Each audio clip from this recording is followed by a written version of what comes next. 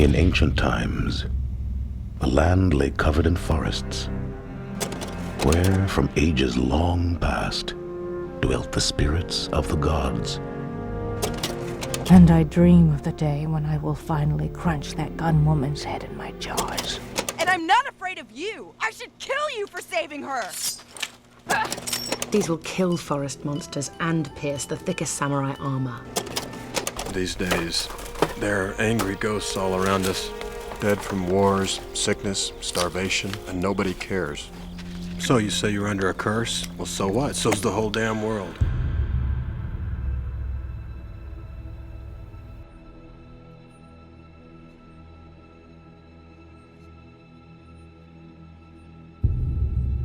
There's a spiritual feeling that remains to this day in many Japanese, a belief that there is a very pure place deep in our country where people are not to enter.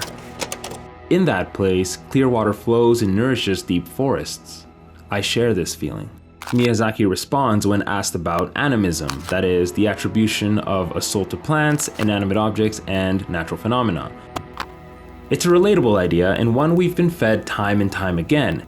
His words might spur images of the Fountain of Youth, common in Western media and written about since the 5th century BC. You might also imagine explorers in search of the sublime, an incalculable greatness found most easily in nature. Wow, so cold and sublime, kind of like our sponsor, the sounds of nature.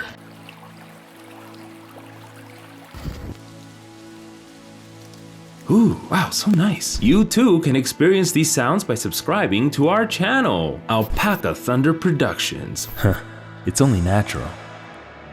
So there's this image in our head of a pure place deep in the forest. And it's a small leap to say that for most of human history, nature has held mythical aspects. And yet, ultimately, Miyazaki never intended to make a film based on myths in the first place. I can hear you yelling at me from the ether. How dare you say it has nothing to do with myths? Yada yada. Allow one to explain. As kakoi as the animal gods are, they and their animal armies are meant to depict something else besides their originating folklore. They depict nature as it was in untouched lands. Miyazaki imagined a primeval forest full of giant beasts, and studies have shown that yes indeed, largely due to human presence, most of the world's mammals have shrunk, with the domestic cow predicted to eventually be the largest mammal on Earth. Without that ancient god, the animals here will be nothing but dumb beasts once more. When the forest has been cleared and the wolves wiped out, this desolate place will be the richest land in the world.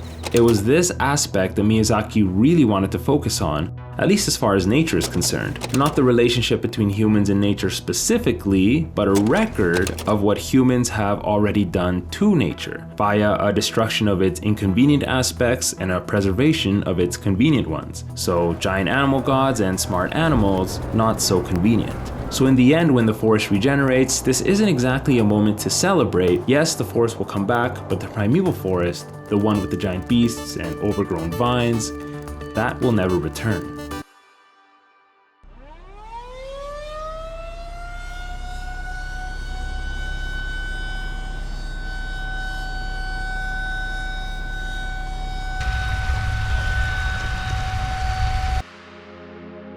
Along with a violent history towards nature, humans share this also with each other. We can't understand human beings if we insist that violence isn't an inherent part of humanity, Miyazaki says in an interview, using his own experience with rage to depict demonic corruption in the film, saying, "When I am suddenly struck by a sense of vehement fury, I feel like something black and vicious is oozing out of my pores and other holes in my body. I feel that I can't control it. Something Ashitaka has to contend with, Ashitaka being like us, reading the paper, watching the news about conflict somewhere in the world, and anger boils. Ashitaka wishes to save as many people as possible. He wishes to stop the violence." What do you plan to do? What exactly are you here for? To see with eyes unclouded by hate. Eyes unclouded.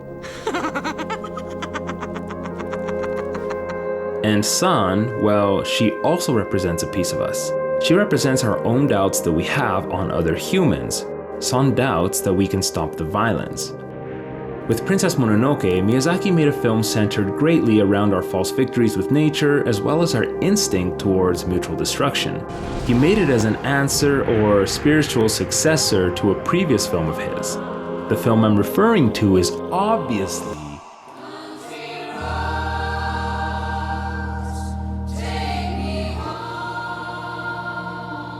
Bet you thought I was going to say Nausicaä, hey? Set amidst nature having already been tamed, Whisper of the Heart tells the story of two young teens in love. Miyazaki had this to say: "At a time when a boy and a girl are about to embark on their lives, I could easily cheer them on. I don't think it's a lie, but I also know full well what awaits them in the town they are looking down on. So I think as adults, if we touch on those things and only go as far in divulging information and just cheer them on, it smells like a lie. That's why I thought that if I can make Princess Mononoke to my satisfaction, I'd be able to fill in the background for the reality in the film, Whisper of the Heart." So what's the main point, the primary message Miyazaki was getting at with Princess Mononoke? Life is suffering. It is hard.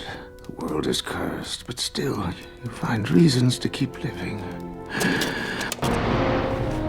Nothing is over. The two of us are still alive. We're done for! Once the forge burns, that's it! That'll be the end of Irontown. We're still alive, Kuroku. We'll manage somehow. Now let's go! That woman is evil, and there's no one who can stop me from killing her. No. He's not dead, son. He's here right now, trying to tell us something. That it's time for both of us to live.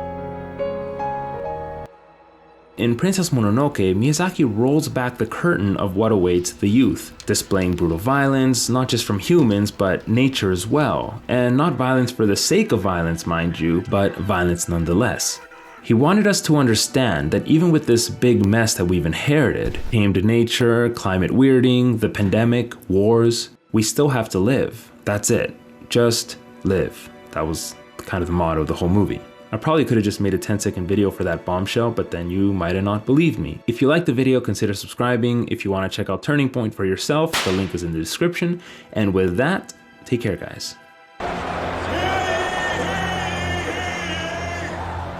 Lords, knights, squires, and all other manner of people,